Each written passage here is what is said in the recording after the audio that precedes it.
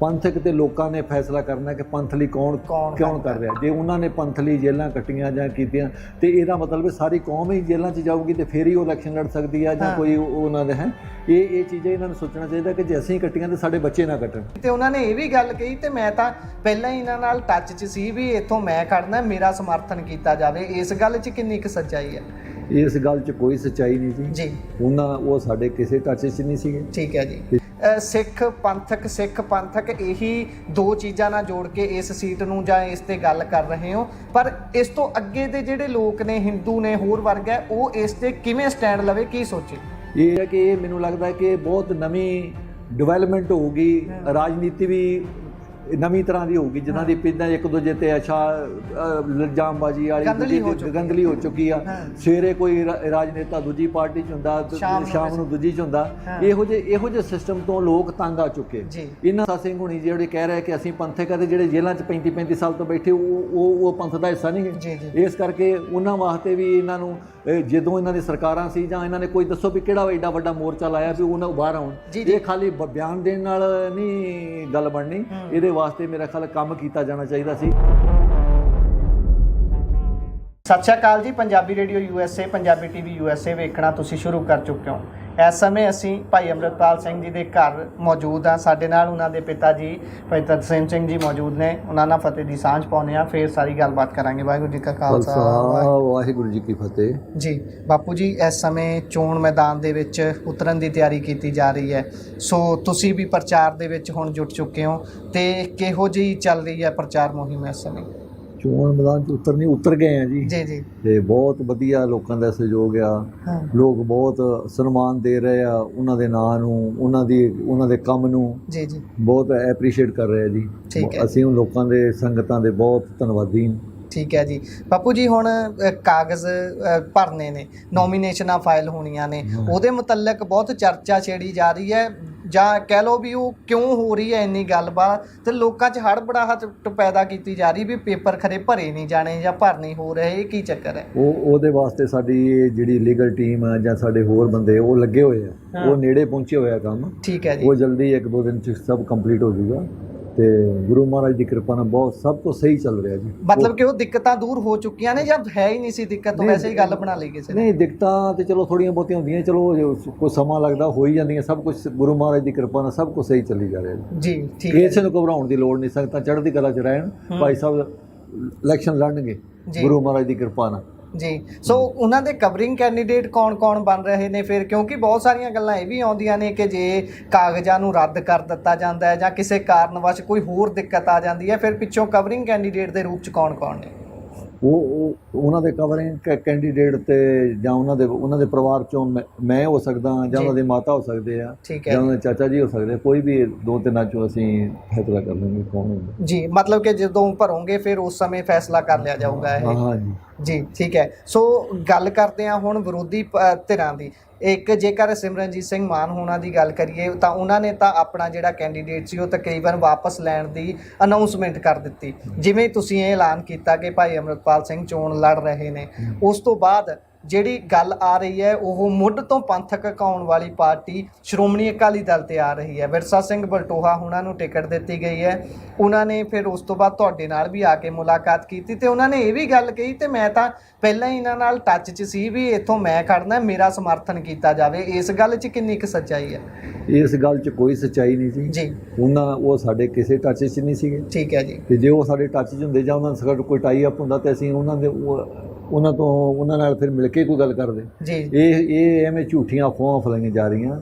ਅਸੀਂ ਕੋਈ ਟੱਚ ਨਹੀਂ, ਅਸੀਂ ਆਪਣੇ ਸੰਗਤਾਂ ਦੇ ਟੱਚ ਜ਼ਰੂਰ ਸੀ। ਸੰਗਤਾਂ ਨੇ ਕਿਹਾ, ਫੈਸਲਾ ਲਿਆ, ਉਹ ਅਸੀਂ ਭਾਈ ਸਾਹਿਬ ਕੋਲ ਪਹੁੰਚਾਇਆ, ਉਹਨਾਂ ਨੇ ਉਹ ਫੈਸਲਾ ਲਿਆ ਤੇ ਉਹ ਤੇ ਅਸੀਂ ਉਹਨੂੰ ਅਸੀਂ ਸਮਰਥਨ ਕਰਦੇ ਹਾਂ, ਲਾਗੂ ਕਰਤਾ, ਸੰਗਤਾਂ ਨੂੰ ਸੁਣਾ ਦਿੱਤਾ, ਸੰਗਤਾਂ ਨੇ ਉਹਨੂੰ ਸਵੀਕਾਰ ਕਰ ਲਿਆ ਤੇ ਹੁਣ ਇਹ ਉਹ ਤੋਂ ਗਾੜੀ ਤੋਂ ਕੋਈ ਗੱਲ ਰਹਿ ਨਹੀਂ ਗਈ। ਤੇ ਜਿਹੜਾ ਬਾਪੂ ਜੀ ਮੋਰਚਾ ਲੱਗਿਆ ਹੋਇਆ ਸੀ, ਸਿੱਖ ਸੰਗਤ ਵੱਡੇ ਪੱਧਰ ਤੇ ਉੱਥੇ ਜੁੜੀ ਹੋਈ ਸੀ, ਦਰਬਾਰ ਸਾਹਿਬ ਦਰਸ਼ ਜਿਹੜੇ ਵਿਰਾਸਤੀ ਮਾਰ ਗਿਆ ਉਹਦੇ ਉੱਪਰ, ਸੋ ਉਸ ਨੂੰ ਹੁਣ ਅਰਦਾਸ ਕਰਨ ਤੋਂ ਬਾਅਦ ਸਮਾਪਤ ਕਰ ਦਿੱਤਾ ਗਿਆ ਜਾਂ ਉਸ ਨੂੰ ਕਹਿ ਲਓ ਵੀ ਥੋੜੇ ਸਮੇਂ ਲਈ ਉਹਨੂੰ ਰੋਕ ਲਾਈ ਗਈ ਹੈ ਜਦੋਂ ਤੱਕ ਚੋਣਾਂ ਨੇ?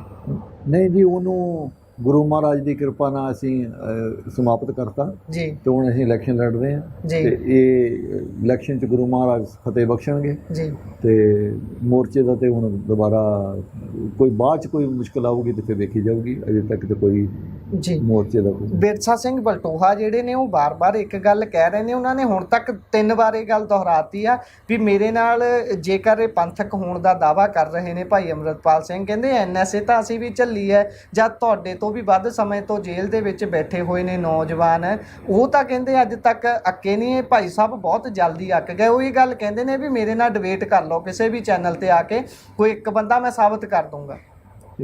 ਇਹ ਜੀ ਕਿਸੇ ਦੇ ਜਾਂ ਸਾਡੇ ਕਹਿਣ ਨਾਲ ਜਾਂ ਉਹਨਾਂ ਦੇ ਕਹਿਣ ਨਾਲ ਕੋਈ ਪੰਥਕ ਨਹੀਂ ਹੋ ਜਾਂਦਾ। ਹਾਂ, ਪੰਥਕ ਤੇ ਲੋਕਾਂ ਨੇ ਫੈਸਲਾ ਕਰਨਾ ਕਿ ਪੰਥ ਲਈ ਕੌਣ ਕਿਉਂ ਕਰ ਰਿਹਾ। ਜੇ ਉਹਨਾਂ ਨੇ ਪੰਥ ਲਈ ਜੇਲ੍ਹਾਂ ਕੱਟੀਆਂ ਜਾਂ ਕੀਤੀਆਂ ਤੇ ਇਹਦਾ ਮਤਲਬ ਸਾਰੀ ਕੌਮ ਹੀ ਜੇਲ੍ਹਾਂ 'ਚ ਜਾਊਗੀ ਤੇ ਫਿਰ ਹੀ ਉਹ ਇਲੈਕਸ਼ਨ ਲੜ ਸਕਦੀ ਆ ਜਾਂ ਕੋਈ ਉਹਨਾਂ ਦੇ ਹੈ। ਇਹ ਚੀਜ਼ਾਂ ਇਹਨਾਂ ਨੂੰ ਸੋਚਣਾ ਚਾਹੀਦਾ ਕਿ ਜੇ ਅਸੀਂ ਕੱਟੀਆਂ ਤੇ ਸਾਡੇ ਬੱਚੇ ਨਾ ਕੱਟਣ। ਜੀ ਜੀ ਇਹਨਾਂ ਨੂੰ ਇਸ ਚੀਜ਼ ਦੀ ਥੋੜੀ ਸੋਚਣਾ ਚਾਹੀਦਾ। ਜਿਹੜੇ ਬੰਦੀ ਸਿੰਘ 30 ਤੇ 35 ਸਾਲ ਤੋਂ ਬੈਠੇ ਆ, ਅਸੀਂ ਤਾਂ ਉਹਨਾਂ ਵਾਸਤੇ ਭਾਈ ਸਾਹਿਬ ਬਾਹਰ ਨਿਕਲੇ ਸੀ ਹੈ। ਇਹਨਾਂ ਨੇ ਕਿੰਨਾ ਚਿਰ 15 ਸਾਲ ਸਰਕਾਰ 'ਚ ਵੀ ਰਹੇ ਆ, ਹੋਰ ਕਈ ਮੰਤਰੀ ਕਈ ਅਹੁਦੇ ਪੰਥ ਨੇ ਇਹਨਾਂ ਨੂੰ ਮਾਣ ਸਤਿਕਾਰ ਵੀ ਬਹੁਤ ਦਿੱਤਾ, ਪਰ ਉਸ ਟਾਈਮ ਤੇ ਇਹਨਾਂ ਨੇ ਬਹੁਤ ਕਤਾਈਆਂ ਕੀਤੀਆਂ ਜਿਨ੍ਹਾਂ ਦੀ ਵਜ੍ਹਾ ਨਾਲ ਇਹ ਮੈਨੂੰ ਲੱਗਦਾ ਕਿ ਅੱਜ ਇਹਨਾਂ ਨੂੰ ਕੋਈ ਪੰਥਕ ਕਹਿਣ ਵਾਸਤੇ ਇਹ ਆਪਣੇ ਆਪ ਜਿੰਨਾ ਮਰਜ਼ੀ ਕਹੀ ਜਾਣ, ਪਰ ਕਈ ਇਹੋ ਜਿਹੇ ਫੈਸਲੇ ਕੀਤੇ, ਸੌਦਾ ਸਾਧ ਨੂੰ ਮਾਫੀ ਦਿੱਤੀ, ਹੋਰ ਕਈ ਵੱਡੇ ਸੈਣੀ ਵਰਗਿਆਂ ਨੂੰ ਡੀਜੀਪੀ ਲਾਇਆ, ਜਹਾਰ ਆਲਮ ਵਰਗਿਆਂ ਨੂੰ ਪਾਰਟੀ ਦੇ ਜਨਰਲ ਸਕੱਤਰ ਬਣਾਇਆ, ਉਹਨਾਂ ਦੀ ਘਰਵਾਲੀ ਨੂੰ ਐਮਐਲਏ ਚੋਣ ਲੜਾਈ ਜਿਹੜੇ ਸਾਡੇ ਸਿੱਖਾਂ ਦੇ ਕਾਤਲ ਸੀ। ਤੇ ਹੁਣ ਪੰਥਕ ਹੋਣ ਦੇ ਤੇ ਉਸ ਟਾਈਮ ਤੇ ਇਹਨਾਂ ਨੂੰ ਆਵਾਜ਼ ਉਠਾਉਣੀ ਚਾਹੀਦੀ ਸੀ ਕਿ ਪੰਥੇ ਸੀ ਤੇ ਪੰਥ ਦੇ ਨਾਲ ਖੜੇ ਰਹਿੰਦੇ। ਉਸ ਟਾਈਮ ਡੀਜੀਪੀ ਸੈਣੀ ਦੇ ਨਾਲ ਜਾਂ ਉਹਨਾਂ ਦੇ ਨਾਲ ਨਹੀਂ ਸੀ ਜਾਣਾ ਚਾਹੀਦਾ। ਜੀ ਜੀ। ਸੋ ਹੁਣ ਬਾਪੂ ਜੀ ਗੱਲ ਕਰਦੇ ਆ, ਜਿਹੜਾ ਖਡੂਰ ਸਾਹਿਬ ਏਰੀਆ ਹੈ ਇਹ ਇੱਕੋ ਇੱਕ ਇਦਾਂ ਦੀ ਸੀਟ ਹੈ ਜਿਹੜੀ ਮਾਝਾ ਮਾਲਵਾ ਦੁਆਬਾ ਤਿੰਨਾਂ ਦੇ ਵਿੱਚ ਥੋੜੀ ਆਉਂਦੀ ਹੈ। ਸੋ ਵੱਖ-ਵੱਖ ਭਾਂਤ ਦੇ ਲੋਕ ਰਹਿੰਦੇ ਨੇ। ਜੇਕਰ ਆਪਾਂ ਸਿੱਖਾਂ ਤੋਂ ਇਲਾਵਾ ਦੂਸਰੇ ਬਾਕੀ ਹਿੰਦੂ ਵਰਗ ਦੀ ਗੱਲ ਕਰੀਏ, ਦਲਿਤ ਵਰਗ ਦੀ ਗੱਲ ਕਰੀਏ, ਉਹ ਵੀ ਵੱਡੇ ਪੱਧਰ ਤੇ ਰਹਿੰਦਾ ਹੋਊਗਾ, ਉਹਨਾਂ ਦੇ ਲਈ ਕੀ ਸੰਦੇਸ਼ ਹੈ? ਕਿਉਂਕਿ ਬਹੁਤ ਸਾਰੇ ਗੱਲ ਇਹੀ ਕਰ ਰਹੇ ਨੇ ਵੀ ਤੁਸੀਂ ਸਿੱਖ ਪੰਥਕ ਇਹੀ ਦੋ ਚੀਜ਼ਾਂ ਨਾਲ ਜੋੜ ਕੇ ਇਸ ਸੀਟ ਨੂੰ ਜਾਂ ਇਸ ਤੇ ਗੱਲ ਕਰ ਰਹੇ ਹੋ, ਪਰ ਇਸ ਤੋਂ ਅੱਗੇ ਦੇ ਜਿਹੜੇ ਲੋਕ ਨੇ, ਹਿੰਦੂ ਨੇ, ਹੋਰ ਵਰਗ ਹੈ, ਉਹ ਇਸ ਤੇ ਕਿਵੇਂ ਸਟੈਂਡ ਲਵੇ, ਕੀ ਸੋਚੇ? ਇਹ ਜੀ ਅਸੀਂ ਤੇ ਗੁਰੂ ਸਾਹਿਬ ਦੀ ਸੋਚ ਨੂੰ ਸਮਰਪਿਤ ਹਾਂ ਤੇ ਗੁਰੂ ਸਾਹਿਬ ਦੀ ਸੋਚ ਹੈ ਕਿ ਇੱਕ ਪਿਤਾ ਇੱਕ ਕਿਆਮ ਵਾਰਿਸ। ਇਸ ਧਰਤੀ ਤੇ ਜਿਹੜੇ ਵੀ ਜਿੰਨੇ ਵੀ ਵਸਿੰਦੇ ਆ, ਕੋਈ ਹਿੰਦੂ ਆ, ਮੁਸਲਮਾਨ ਆ, ਕੋਈ ਈਸਾਈ ਆ, ਜੋ ਲੰਮੇ ਸਮੇਂ ਤੋਂ ਇਸ ਧਰਤੀ ਨਾਲ ਜੁੜਿਆ ਆ, ਉਹ ਸਾਰਿਆਂ ਦਾ ਹੱਕ ਹੈ ਇੱਥੇ ਰਹਿਣ ਦਾ, ਸਾਰੇ ਇਤਮਾਨ ਨਾਲ ਰਹਿਣ, ਸਾਰਿਆਂ ਲਈ, ਸਾਰਿਆਂ ਦੇ ਭਲੇ। ਗੁਰੂ ਦਾ ਸਿਧਾਂਤ ਹੀ ਸਾਰਿਆਂ ਦੇ ਭਲੇ ਦਾ। ਇਸ ਕਰਕੇ ਮੈਂ ਤਾਂ ਸੋਚਦਾ ਹਿੰਦੂ ਵੀਰਾਂ ਨੂੰ ਵੀ ਅਸੀਂ ਅਪੀਲ ਵੀ ਕਰਦੇ ਹਾਂ ਕਿ ਤੁਹਾਨੂੰ ਇਵੇਂ ਬੇਲੋੜ ਇਹਨਾਂ ਪਾਰਟੀਆਂ ਨੂੰ ਡਰਾਇਆ ਜਾ ਰਿਹਾ ਤੇ ਇਹੋ ਜੀ ਕੋਈ ਗੱਲ ਨਹੀਂ।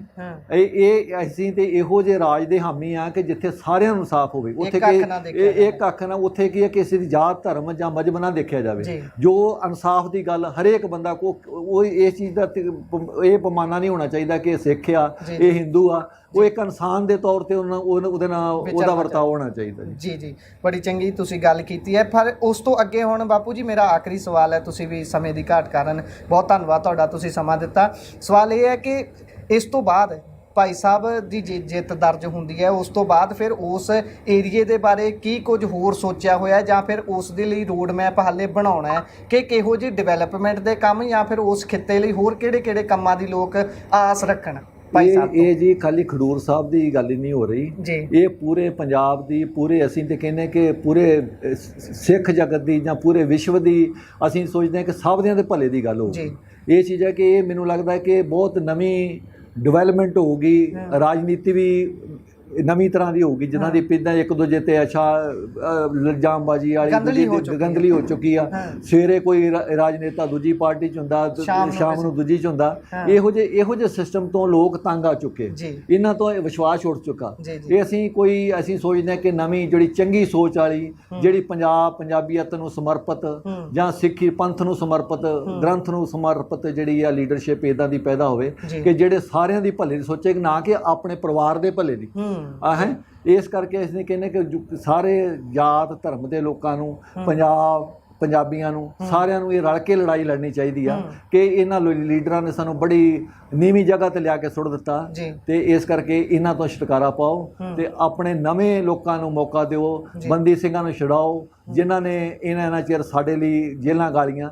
ਹੁਣ ਇਹ ਵਿਰਸਾ ਸਿੰਘ ਹੁਣੀ ਜਿਹੜੇ ਕਹਿ ਰਹੇ ਕਿ ਅਸੀਂ ਪੰਥਕ ਆ, ਤੇ ਜਿਹੜੇ ਜੇਲ੍ਹਾਂ 'ਚ 35 ਸਾਲ ਤੋਂ ਬੈਠੇ ਉਹ ਪੰਥ ਦਾ ਹਿੱਸਾ ਨਹੀਂ ਹੈ। ਇਸ ਕਰਕੇ ਉਹਨਾਂ ਵਾਸਤੇ ਵੀ ਇਹਨਾਂ ਨੂੰ ਜਦੋਂ ਇਹਨਾਂ ਦੀ ਸਰਕਾਰਾਂ ਸੀ ਜਾਂ ਇਹਨਾਂ ਨੇ ਕੋਈ ਦੱਸੋ ਵੀ ਕਿਹੜਾ ਐਡਾ ਵੱਡਾ ਮੋਰਚਾ ਲਾਇਆ ਵੀ ਉਹਨਾਂ ਬਾਹਰ ਆਉਣ। ਇਹ ਖਾਲੀ ਬਿਆਨ ਦੇਣ ਨਾਲ ਨਹੀਂ ਗੱਲ ਬਣਨੀ, ਇਹਦੇ ਵਾਸਤੇ ਮੇਰਾ ਖਿਆਲ ਕੰਮ ਕੀਤਾ ਜਾਣਾ ਚਾਹੀਦਾ ਸੀ, ਜੋ ਇਹਨਾਂ ਕੀਤਾ ਨਹੀਂ। ਅਸੀਂ ਤਾਂ ਕਹਿੰਦੇ ਕਿ ਹੁਣ ਵੀ ਥੋੜ੍ਹਾ ਜਿਹਾ ਵਕਤ ਦੇ ਤਕਾਜ਼ੇ ਨੂੰ ਸਮਝਣ ਤੇ ਪੰਥ ਨਾਲ ਧਰੋ ਨਾ ਕਮਾਉਣ, ਡਟ ਕੇ ਸੱਚਾਈ ਦੀ ਗੱਲ ਕਰਨ। ਇਲਜ਼ਾਮਬਾਜ਼ੀ ਨਾਲ ਕੋਈ ਵੱਡਾ ਨਹੀਂ ਹੋ ਜਾਣ ਵਾਲੀ ਗੱਲ। ਇਹ ਚੀਜ਼ ਕਿ ਲੋਕਾਂ ਦੇ ਸਾਹਮਣੇ ਹੀ ਹੈ ਸਾਰਾ ਕੁਝ ਜੋ ਇਹਨਾਂ ਨੇ ਕੀਤਾ ਜਾਂ ਅੰਮ੍ਰਿਤਪਾਲ ਨੇ ਕੀਤਾ ਜਾਂ ਦੂਜਿਆਂ ਨੇ ਕੀਤਾ। ਇਸ ਕਰਕੇ ਮੈਂ ਤਾਂ ਕਹਿੰਦਾ ਕਿ ਲੋਕ ਹੀ ਫੈਸਲਾ ਕਰਨਗੇ, ਲੋਕ ਹੀ ਨਿਬੇੜਾ ਕਰਨਗੇ। ਤੇ ਇਸ ਕਰਕੇ ਸਾਨੂੰ ਤੇ ਲੋਕਾਂ ਤੇ ਪੂਰਨ ਉਮੀਦ ਆ। ਗੁਰੂ ਸਾਹਿਬ ਦਾ ਅਸੀਂ ਕਟਾਨਕੋਟ ਸ਼ੁਕਰ ਕਰਦੇ ਹਾਂ ਕਿ ਲੋਕ ਇੰਨਾ ਸਾਨੂੰ ਪਿਆਰ ਸਤਿਕਾਰ ਦੇ ਰਹੇ ਆ। ਇਸ ਕਰਕੇ ਅਸੀਂ ਤੇ ਜ਼ਿਆਦਾ ਕਿਸ ਦੇ ਕੀ ਕੀਤਾ, ਇਹ ਸਾਰੀਆਂ ਪਾਰਟੀਆਂ ਨੂੰ ਲੋਕਾਂ ਨੇ ਪਰਖਿਆ ਹੋਇਆ। ਜੇ ਬੀਜੇਪੀ ਦੀ ਨੀਤੀ ਆ ਤੇ ਉਹ ਵੀ ਪਾੜੋ, ਪਾੜੋ ਤੇ ਰਾਜ ਕਰੋ, ਲੋਕਾਂ ਨੂੰ ਆਪਸ ਵਿੱਚ ਵੰਡੋ, ਲੋਕਾਂ ਦੇ ਧਰਮ ਸਥਾਨ ਢਾਓ, ਕਬਜ਼ੇ ਕਰੋ, ਇਦਾਂ ਦੀ ਹੈ। ਹੁਣ ਵੀ ਬਹੁਤ ਵੱਡੇ ਪੱਧਰ ਤੇ ਹਿੰਦੂ ਮੁਸਲਮ ਹੋ ਰਿਹਾ। ਦੂਸਰਾ ਜੇ ਕਾਂਗਰਸ ਆ ਤੇ ਉਹਨੇ ਵੀ ਕੋਈ ਘਟ ਨਹੀਂ ਗੁਜ਼ਾਰੀ, ਉਹਨੇ ਵੀ ਸਾਡਾ ਅਕਾਲ ਤਖਤ ਢਾਇਆ ਤੇ ਸਾਡੇ ਤੇ ਬੜਾ ਜ਼ੁਲਮ ਕੀਤਾ। ਸਾਡੇ ਹਜ਼ਾਰਾਂ ਨੌਜਵਾਨਾਂ ਨੂੰ ਮਾਰਿਆ, ਜਿਨ੍ਹਾਂ ਨੂੰ 25,000 ਤੇ ਖਾਲੜਾ ਸਾਹਿਬ ਨੇ ਪ੍ਰੂਫ ਕਰ ਦਿੱਤਾ ਸੀਗਾ, ਲੱਭ ਲੀਆਂ ਸੀ ਲਾਸ਼ਾਂ। ਤੇ ਇਹਨੂੰ ਜਿਹੜੀਆਂ ਅਣਲੱਭੀਆਂ ਵੀ ਅਜੇ ਪਤਾ ਨਹੀਂ ਕਿੰਨੀਆਂ ਹੋਣਗੀਆਂ। ਤੇ ਖਾਲੜਾ ਸਾਹਿਬ ਨੂੰ ਉਹ ਇਸੇ ਕਰਕੇ ਉਹਨਾਂ ਨੂੰ ਵੀ ਲਾਸ਼ਾਂ ਲੱਭਦੇ ਨੂੰ ਆਪ ਖੁਦ ਲਾਸ਼ ਬਣਨਾ ਪਿਆ। ਤੇ ਇਹ ਤੇ ਹੁਣ ਲੋਕਾਂ ਨੂੰ ਸੋਚਣਾ ਚਾਹੀਦਾ ਕਿ ਇਹਨਾਂ ਲੀਡਰਾਂ ਨੇ ਜਾਂ ਜਥੇਦਾਰ ਕੌਂਕੇ ਵਰਗਿਆਂ ਨੂੰ ਜਿਹੜੇ ਸੱਚ ਤੇ ਖੜੇ ਸੀ ਉਹਨਾਂ ਨਾਲ ਕੀ ਤਸ਼ੱਦਦ ਹੋਏ। ਇਸ ਕਰਕੇ ਸਿੱਖ ਪੰਥ ਨੂੰ ਹੁਣ ਸੋਚਣ ਦੀ ਲੋੜ ਆ, ਸਾਰੇ ਪੰਜਾਬੀਆਂ ਨੂੰ ਸੋਚਣ ਦੀ ਲੋੜ ਆ, ਇਨਸਾਫ ਪਸੰਦ ਲੋਕਾਂ ਨੂੰ ਸੋਚਣ ਦੀ ਲੋੜ ਆ ਕਿ ਇਹ ਸਾਨੂੰ ਜਾਤਾਂ ਧਰਮਾਂ ਪਾਰਟੀ ਬਾਜੀ ਇੱਧਰ ਉੱਧਰ ਵੰਡ ਕੇ ਖੁਆਰ ਕਰ ਰਹੇ ਆ। ਇਸ ਕਰਕੇ ਆਪਾਂ ਸਾਰਿਆਂ ਤੋਂ ਮਸਲਿਆਂ ਤੋਂ ਉੱਪਰ ਉੱਠ ਕੇ ਆਪਾਂ ਏਕ ਪਿਤਾ ਏਕ ਕੇ ਵਾਰ ਮਾਨਸ ਕੀ ਜਾਤ ਸਭ ਏਕੇ ਪਹਿਚਾਨ ਬੋਧੇ ਮਹਾਵਾਕਾਂ ਅਨੁਸਾਰ ਗੁਰੂ ਸਾਹਿਬ ਦੀ ਸੋਚ ਤੇ ਚੱਲੀਏ ਤੇ ਸਭ ਦੇ ਭਲੇ ਦੀ ਕਾਮਨਾ ਕਰੀਏ ਤੇ ਸੰਸਾਰ 'ਚ ਸਾਰੇ ਆਪਾਂ ਮਿਲ ਜੁਲ ਕੇ ਸੁੱਖ ਸ਼ਾਂਤੀ ਨਾਲ ਵਸੀਏ। ਇਹੋ ਹੀ ਸਾਡੀ ਇੱਛਾ ਤੇ ਇਹੋ ਜਿਹਾ ਹੀ ਸਿਸਟਮ ਚਾਹੁੰਦੇ ਆ। ਜੀ ਬਾਪੂ ਜੀ, ਅੰਤ ਦੇ ਵਿੱਚ ਖਡੂਰ ਸਾਹਿਬ ਦੇ ਜਿਹੜੇ ਖਾਸ ਤੌਰ ਤੇ ਉੱਥੋਂ ਦੇ ਵੋਟਰ ਨੇ ਉਹਨਾਂ ਨੂੰ ਕੀ ਅਪੀਲ ਕਰਨੀ ਚਾਹੋਗੇ? ਉਸ ਤੋਂ ਬਾਅਦ ਆਪਾਂ ਸਮਾਪਤੀ ਕਰਾਂਗੇ। ਇਹ ਜੀ ਮੈਂ ਤੇ ਪੂਰੇ ਪੰਜਾਬ ਦੇ ਵੋਟਰਾਂ ਨੂੰ ਹੀ ਅਪੀਲ ਕਰੂੰਗਾ ਕਿ ਤੁਸੀਂ ਸੋਚ ਸਮਝ ਕੇ ਆਪਣੀ ਜ਼ਮੀਰ ਦੀ ਆਵਾਜ਼ ਪਛਾਣ ਕੇ ਕੋਈ ਚੰਗੇ ਕੈਂਡੀਡੇਟਾਂ ਨੂੰ ਜਿਹੜੇ ਤੁਹਾਡੀ ਗੱਲ ਕਰ ਸਕਦੇ ਹੋਣ, ਜਿਹੜੇ ਲਾਰੇ ਲੱਪੇ ਲਾ ਕੇ ਨਾ ਕਿ ਅੱਜ ਜਿਹਨਾਂ ਵੋਟਾਂ ਲੈਣੀਆਂ ਉਦੋਂ ਤੇ ਕੁਛ ਬੋਲਣ ਤੇ ਮੁੜ ਕੇ 5 ਸਾਲ ਤੁਹਾਨੂੰ ਦਿਖਣ ਨਾ, ਉਹਨਾਂ ਲੋਕਾਂ ਤੋਂ ਪਿੱਛਾ ਛਡਾਓ। ਤੇ ਜਿਹੜੇ ਕੋਈ ਨੌਜਵਾਨ ਲੀਡਰ ਆ ਜਾਂ ਕੋਈ ਜਿਹੜੇ ਸਿਰਦੇ ਆ, ਜਿਹੜਾ ਤੁਹਾਨੂੰ ਲੱਗਦਾ ਕਿ ਕੋਈ ਸਾਡੀ ਗੱਲ ਕਰ ਸਕਦੇ ਆ, ਉਹਨਾਂ ਨੂੰ ਵੋਟਾਂ ਪਾ ਕੇ ਜਿਤਾਓ।